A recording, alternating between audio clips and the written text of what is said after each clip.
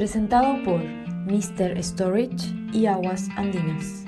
Bienvenidos a un nuevo capítulo de La Mesa. De invitado de hoy, Jaime de la Barra, que creo que estuvo hace años, ¿no? Cuando recién arrancamos con este programa semanal. Es socio y estratega jefe, ¿no? Chief Strategist, como se diría, de Compass. Compass es uno de los administradores gestores de fondo, no sé si uno de los más grandes, pero los más antiguos, influyentes en Chile y en la región. Y vamos a hablar de economía, inversiones y lo complicado o no tan complicado que está el mundo. Jaime, muchas gracias por estar acá en el programa. Muchas gracias a ti, Iván, por la invitación. Y como dice, estoy acá hoy día en Londres y se ve el mundo desde otra perspectiva, desde uno de los centros financieros globales más importantes del mundo, que también está pasando por sus propios periplos. Bueno, empecemos por eso. Miremos primero lo global y después entremos en Chile.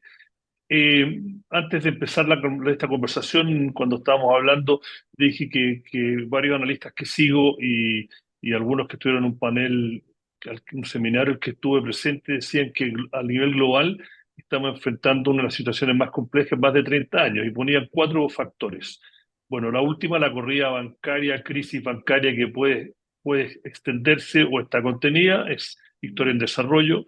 Tenemos una guerra nuclear que está cambiando dramáticamente lo que está pasando en las balances geopolíticos, sobre todo en Europa. Una guerra fría más que incipiente entre China y Estados Unidos. Eh, una sociedad occidental que está bastante polarizada, y eso se ve en Chile, se ve en Estados Unidos con Trump, los no Trump, en Chile que no en cada país, y dentro de eso tenemos Hasta en un cambio Israel. tecnológico. Claro, hasta en Israel lo estamos viendo. Y después una revolución tecnológica que no para y que no le importa mucho lo que estamos hablando acá, sigue.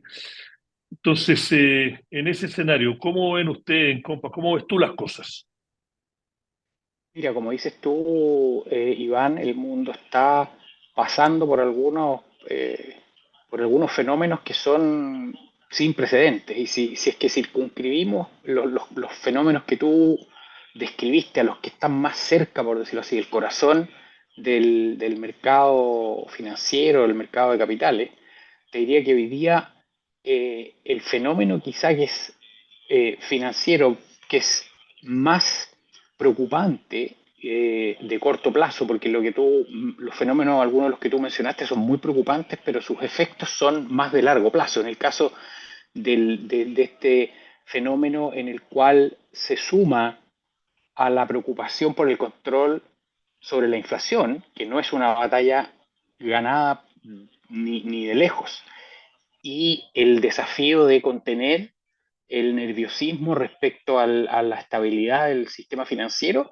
esa combinación de desafíos de política monetaria y se mezcla la política fiscal, ese desafío yo creo que no estaba presente hace más de 3 décadas. O sea, en el caso del caso en el cual el mercado y el mismo Fed se anclan para tratar de comunicarle al mercado que no va a cometer los mismos errores, es el caso de la inflación de los años, de principio de los años 80, en que en ese momento, durante ese momento, no fue necesario preocuparse de la estabilidad financiera. Después vinieron algunas crisis asociadas al, al alza tan fuerte y rápida de las tasas de interés.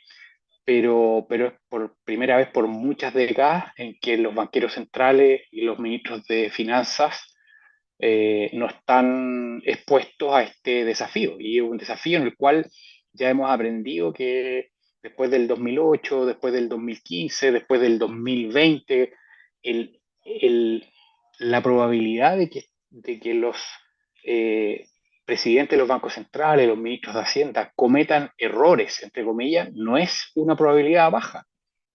Y eh, y el impacto que está teniendo en, eh, en los agentes financieros y en este caso también en algunos agentes del mundo real, que ha tenido la tasa, el alza tan dramática de la tasa de interés, es un fenómeno que cuesta pensar de que se controló en las últimas 2 semanas y que con la provisión de liquidez y con la provisión de un seguro implícito de las autoridades a los depósitos, esto se acabó el problema. Porque una de las fuentes del problema es esta alza tan pronunciada en las tasas de interés. Entonces, va, tiene que haber algunos otros focos de complicación, de balances que están débiles en otras partes de la economía. Lo que se refiere, Jaime, es que los banqueros centrales tienen un desafío, que estamos en medio de una batalla global de los bancos centrales, el chileno incluido, de controlar la inflación, y aparece esta crisis bancaria financiera que no sabemos hasta dónde llega, ¿no? En que los bancos centrales, la administración tienen que poner por un lado, si siguen subiendo tasas para controlar la inflación, pero al mismo tiempo le tienen que inyectar liquidez al mercado para calmar esta crisis financiera que no se convierta en una corrida global y una crisis de liquidez. Y ese es el desafío al que tú te refieres. Y mi pregunta es, eh, yo que cubro esto como periodista, yo hace por lo menos un año y medio en los diferentes medios, newsletter y analistas que escucho globales, venían advirtiendo de que las tasas tenían que subir en forma agresiva. ¿Por qué al sistema financiero y a Estados Unidos, que está en el corazón del capitalismo global, los pilló tan desprevenidos a algunos bancos? Porque esto no fue, tú dices, una alza muy agresiva de tasas. O sea, pero tampoco fue tan sorpresa. Entonces, eso es la parte que a mí me fue. ¿Cómo los pilló tan mal preparados? Lo que pasa es que acuérdate que hasta junio del 2022, o sea, hasta los bancos centrales los pilló de sorpresa el fenómeno inflacionario. Acuérdate que hasta junio de 2022, cuando, Jerome Powell da ese speech en Jackson Hole, Wyoming, los bancos centrales y el consenso económico era que la inflación era transitoria, que tenía que ver con la disrupción de las cadenas de abastecimiento a raíz de la pandemia, y que también tenía que ver con fenómenos del mercado laboral en los cuales iban a ser transitorios. Entonces, hasta ese momento, o sea, hasta junio del 2022, el consenso no era que el Banco Central o los bancos centrales, el banco central más importante del mundo, eh, iban a tener que hacer todo lo que tuvieran que hacer, y la palabra, el término que usó Powell en ese discurso fue infligir dolor. O sea, la economía va a tener que pasar por dolor, y eso produjo una corrección muy importante en los mercados. Entonces, de cierta forma sí fue relativamente sorpresivo, pero lo que yo te diría que le dio cierta confianza a los analistas o a los banqueros centrales es que el inicio de este proceso de ajuste económico que tenía que producir dolor para poder producir, digamos, el efecto que quiere el Banco Central, que la actividad económica se reduzca para que la inflación no persista. Eh, es que el punto de partida era un punto de partida saludable para el consumidor. El consumidor en general había generado ahorros durante la pandemia, para las empresas, en que los balances de las empresas en general estaban sanos, las empresas habían podido alargar el plazo de sus deudas a tasas súper convenientes. eh, la demanda por los productos de las empresas tampoco se había caído drásticamente. Entonces, y los bancos, y aquí está el tercer, yo diría que esta es la pata de la mesa que es la más sorpresiva de todas, que es el que los bancos estaban mucho mejor capitalizados que para la crisis del 2008. Y eso, en general, es cierto. Lo que pasa es que hay un segmento de bancos, en Estados Unidos sobre todo, que son los bancos que tienen menos de 250.000 millones de depósitos, en que la situación era bastante más, por decirlo así, más opaca y menos regulada que los bancos de más de 250.000 millones de dólares de depósitos. Y resulta que aparecieron estos bancos como el Silicon Valley Bank, como Signature Bank o como First Republic, claro que no son sistémicamente importantes con esa regla de los 250.000 millones, pero resulta que el Silicon Valley Bank era el banco número 16 en Estados Unidos. Entonces, es ahí donde yo creo que hay un crack en la regulación o la estructura financiera bancaria post-2008, en el cual el riesgo de tasa de interés, que fue lo que básicamente votó a Silicon Valley Bank, un mal manejo del riesgo de tasa de interés, ante una situación en que el banco capta depósitos a la vista y a plazo, pero a plazos cortos, eh, y ese dinero lo invierte en instrumentos de largo plazo supuestamente seguros, pero seguros desde el lado del crédito, pero no seguros desde el lado del precio de mercado de eso. Entonces, cuando sube las tasas de interés de los instrumentos de largo plazo de prácticamente 0 a 4 y algo, el daño que esa alza de tasa de interés hace en la cartera de inversiones de bonos de largo plazo del gobierno, de los bonos del tesoro y de letras hipotecarias relativamente seguras, es tremendo. De hecho, se calcula que en el sistema bancario de Estados Unidos hay 620 mil millones de pérdidas asociadas solo a ese fenómeno, que es el cambio de precio de los bonos del Tesoro y de otros bonos de seguros en Estados Unidos por el hecho de que las tasas de interés subieron lo que subieron. Entonces, en el caso de los bancos grandes, que son los que tienen la mayoría de esas pérdidas, su capitalización y la confianza que tienen sus depositantes en que la capitalización es suficiente y que esos bancos están bien manejados, es suficiente como para detener esa fuga de depósitos. Pero en el caso de los bancos regionales chicos, que en el caso de Silicon Valley Bank no eran ni tan chicos, ahí hay un problema, sobre todo además ahora en la era de la banca de API, en que tú tienes una aplicación en tu teléfono y puedes mover tus fondos prácticamente al instante. Y además, en el caso de Silicon Valley Bank, una base de clientes depositantes que son Muy concentrada. por decirlo así, hiper conectados y muy concentrados en un segmento. Justo esta semana están las audiencias en el Senado y el Congreso de Estados Unidos acerca del tema. Mira, como este programa ya llevamos la mitad, vamos a volver Sí, sí, después a lo dale, global, pero dale. bajémonos a Chile porque eh, eh, en Chile la regulación bancaria después de la crisis del 82-83, hay algunos que lo critican que la estabilidad que le da al sistema lo hace menos competitivo, pero obviamente, por lo menos hasta ahora, Tiene este más gran allá que, beneficio, claro, claro, el cuando gran uno ve beneficio. lo que está pasando en otros sistemas bancarios, uno dice, pucha, parece que vale la pena. Pero de lo que lo voy eso en el sentido de que la crisis, obviamente que si suben las tasas globales, la economía chilena va a sufrir, pero el sistema bancario chileno es bastante sólido, robusto, más allá de la exposición del BCI, que el Banco Central perdió parte de sus reservas con su cartera, pero la institución, y lo quiero poner en el contexto de la institucionalidad. No, estábamos hablando también antes de arrancar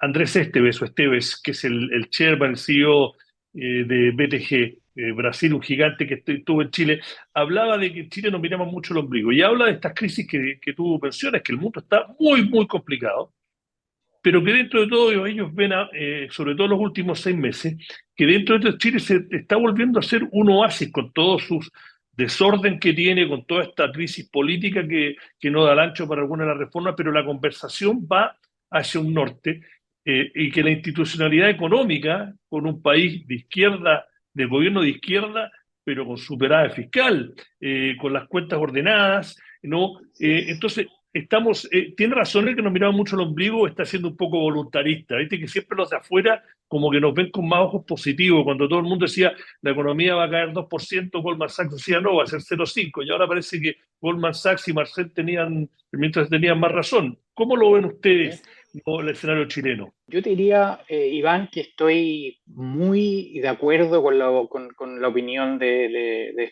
la que mencionaste tú, de que cuando uno analiza objetivamente el proceso que ha sido doloroso y que obviamente habría sido preferible no pasar por ese proceso, pero cómo los países van resolviendo esos conflictos y como dices, cómo se alejan de las políticas públicas que preservan, por decirlo así, la estabilidad, que se aseguran de que los problemas se van conduciendo de forma correcta y Chile ha sido, yo diría que ha sido un ejemplo de eso. El tema el compromiso muy fuerte con la responsabilidad fiscal, en la resolución democrática de los conflictos. Y yo creo que eso es un tema notable. O sea, lamentablemente la política y otras instituciones no tienen la aprobación ciudadana que a nosotros nos gustaría, pero creo que en ese sentido los liderazgos de la mayoría de los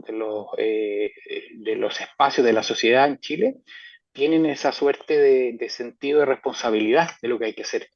Y eso creo que es muy importante, es muy importante. Y como dices tú, el tema después del 4 de septiembre como que se resuelven muchas de las incertidumbres que estaban muy presentes. En realidad eran las incertidumbres de certezas que eran malas políticas públicas, por decirlo así. Entonces, como que lo que hace el 4 de septiembre es revalorizar las políticas públicas de un periodo de varias décadas de Chile que produjeron un avance indiscutible en medidas sociales, en medidas económicas. Entonces, eso a mi juicio es muy importante, el que se haya resuelto democráticamente, el que se hayan renovado, por decirlo así, la confianza en ciertas instituciones que le ponen ciertos márgenes a políticas públicas que han probado ser nefastas en otros países, es una noticia muy relevante.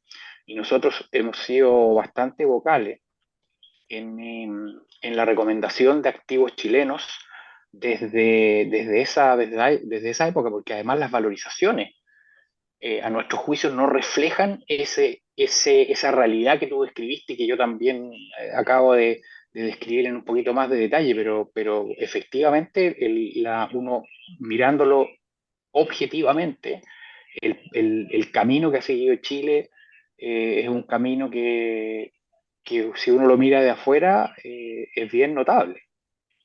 Una pregunta. Eso independiente de que porque este mismo camino lo que ha hecho es que se vayan cayendo políticas públicas que yo creo que no estaban orientadas a perseverar en lo que llevó a este país, como te decía, a muchas décadas de un desarrollo económico que lo han visto pocos países en el mundo. Yo me haciendo la pregunta de eso y vamos ahora a ver cómo. Yo he leído, a veces me llegan algunos de los informes que ustedes le hacen a sus clientes. ¿Sigue siendo ahora mirando la bolsa chilena o activos financieros chilenos y activos no sólidos o no, de empresas? ¿Tú crees que Chile sigue siendo una oportunidad, que Yo sigue creo que estando sí, barato? yo creo que sí. Yo creo que hay una oportunidad quizás después en la renta fija, que nosotros creímos que había una oportunidad importante. O sea, estamos hablando de que un país como Chile, que tiene tasas de interés reales de largo plazo del 2,5%, hay pocos países en el mundo que tienen esas tasas de interés reales, o sea, que le ofrecen a los inversionistas esa posibilidad de ahorrar a largo plazo al 2,5% corregido por inflación. Independiente que en el corto plazo las tasas pueden ser negativas, pero cuando uno mira lo relevante es el bono a 10 años ajustado por inflación y los rendimientos eran súper atractivos. Y por otro lado, cuando uno mira las relaciones precio-utilidad para ver el atractivo de la bolsa chilena, nosotros hacemos un ranking que lo revisamos toda la semana de cuál es la relación precio-utilidad y la relación precio-valor libre de Chile respecto a los últimos 10 años, y eso lo rankeamos con todos los países del mundo. Hacemos la misma medida para cada país, para cada mercado, calculamos el promedio de las razones precio-utilidad y de las razones precio-valor libre de los últimos 10 años y cómo se compara esos ratios de hoy con respecto a su historia y lo rankeamos. Chile está hoy día entre los 7 mercados, entre los 5 y 10 mercados más baratos del mundo si uno usa esas medidas. Wow. Entonces, como que el mercado todavía está funcionando con el Chile que merecía una valorización castigada por toda la incertidumbre que había y porque los problemas no se habían resuelto, no sabíamos tampoco cómo se iba a renovar el compromiso por la responsabilidad fiscal. cómo iba digamos, la gente a reaccionar a políticas públicas que podrían haber sido mal evaluadas por el mercado. Entonces, como te decía, tanto la tasa de interés real de largo plazo como las valorizaciones medidas por la razón precio-utilidad con respecto a su historia y razones precio-valor libro se ven atractivas. Una pregunta que estamos llegando al final. ¿Qué es lo que te hace, como dicen el dicho, qué es lo que te mantiene despierto en las noches, más allá de Netflix, ¿no? De que aparezca un cisne negro en el contexto actual, ¿no? Con lo que hablamos, el contexto de una crisis geopolítica, el tema de China, la guerra, inflación, esta crisis bancaria, pero ¿tú crees que está contenido? ¿Hay algo que te preocupa? No sé, desde que aparezca uno de los bancos grandes con un problema de cartera que no se ha sabido hasta ahora. Que luego, no sé, dime lo que ustedes Yo piensan te, cuando se reúnen, ¿cuál yo te sería el diría cisne que negro? de carácter sistémico no hay algo que me preocupe asociado a esta crisis, sino que diría que es más asociado a China, a los errores de política que podría cometer China, a pesar de que la cosa se ve relativamente tranquila, porque por el lado de la crisis financiera y el impacto de las tasas de interés, yo creo que pueden haber accidentes, pero me da la impresión de que son bolsones, de que son esqueletos que hay en algunos armarios y que no es algo generalizado. Eh, pero el problema de los cisnes negros es que cuando uno hace esa pregunta, los cisnes negros por algo son negros, porque uno no sabe, no sabe de dónde van a aparecer. Está bien, la última pregunta que trato de terminar siempre, mirando un poco más el escenario chileno en el contexto este que estamos hablando, ¿eres optimista, pesimista o cauto acerca de lo que se viene este año? Yo soy optimista. Yo soy Perfecto. optimista de que las fuerzas democráticas, el conocimiento que hay en Chile, o sea, yo creo que se ha ido revalorizando, porque junto con los 40 años o 30 años de prosperidad, hay también un montón de aprendizaje. O sea, hay economistas, hay gente de mercado que tiene mucho conocimiento de tanto de cómo funciona el mercado como de las políticas públicas. Entonces, si hay un ánimo de usar ese conocimiento y de aprovechar ese conocimiento para hacer buenas reformas, yo soy súper optimista. Perfecto. Bueno, me pasé un poquitito, podríamos haber estado hablando por lo menos de media hora. Jaime, hace mucho que no hablábamos, ¿no? Así que gracias por haber venido a este programa. Jaime de No, la Barra, socio y jefe estratega de Compass Group. Bueno, gracias por estar. Espero que en un par de meses volvamos a hablar y ese optimismo muchas se haya gracias. concretado. Muchas gracias a ti, Iván. Será hasta la próxima. Hasta luego.